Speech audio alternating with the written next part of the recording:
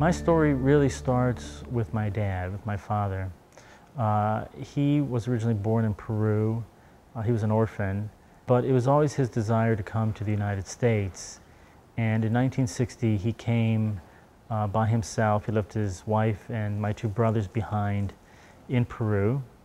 And he moved to Ann Arbor, Michigan. He pretty much worked by himself, living by himself. It's a really typical immigrant story here in the United States. And he saved up enough money to eventually bring my mother and my two brothers to Ann Arbor. About 9 months later, after the family was reunited, I was born, the first American in my family to be born here in this country. Growing up in Ann Arbor, which is a college town, very much like Chapel Hill, a little bit bigger, was a great experience. Everybody sort of focused on going to school almost from the very get-go. And that certainly was my father's desire for me and my brothers. That was not necessarily an easy thing. We had a language barrier we had to overcome, and we had a cultural barrier that we had to sort of overcome as well. I could immediately sort of feel that impact right away once I got into college, which was only about maybe 1.5 miles away from my house. But even though the distance was really short, the sort of cultural travel that I had to do to get to Michigan was really far. Kids from all over the world, kids from a higher socioeconomic status than myself, and very few Hispanic students. I had to sort of find a way to engage them and find commonalities with them where we could be friends and adapt to one another. Freshman year was a little tough, and I think, for the same reasons that it's tough for everybody, living away from home, even though it was 1.5 miles away, it was really, as I said, kind of far. Managing your time, managing the classes. And I was really ambitious my freshman year, which was probably a bit of a mistake.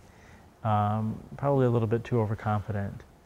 And I should have probably taken it a little bit easier to acclimate myself to the university. And that's what I would advise students today, is to use that first semester to kind of get to know yourself, get to know what you can actually do in class. We have a generation of young people who are self-educating, not a lot of support from home, either because mom and dad are working too much or because there's a language or cultural barrier in place. You almost develop this sort of feeling that I don't need anybody's help, I can handle it myself. Sometimes that's an issue of pride, and I think a lot of students have this sense of pride, especially those that have put themselves into college on their own.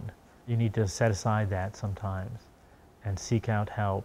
The university has a lot of different resources, and everybody's here to help you succeed. But seeking that help out, that's up to you to do. I would say to any prospective college student to get involved in your university and in your community. I've seen and met a lot of different students here on this campus, and I think it's one of the great things about UNC, about Carolina, is that so many students are involved in various issues and causes. They're interested in things, they're applying themselves in different ways, and they're giving back to their community, and they're passionate about something. I think one of the issues with retention, especially for minority students, is that you feel so alienated sometimes and isolated.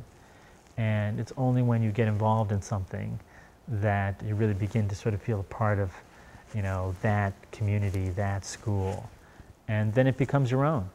Anyone who decides to go on to higher education has already made a commitment to do it. And I would encourage anyone who has decided on something to fulfill it. So if you've decided to come to school and seek higher education, then you owe it to yourself to fulfill that and to complete it, no matter what it takes.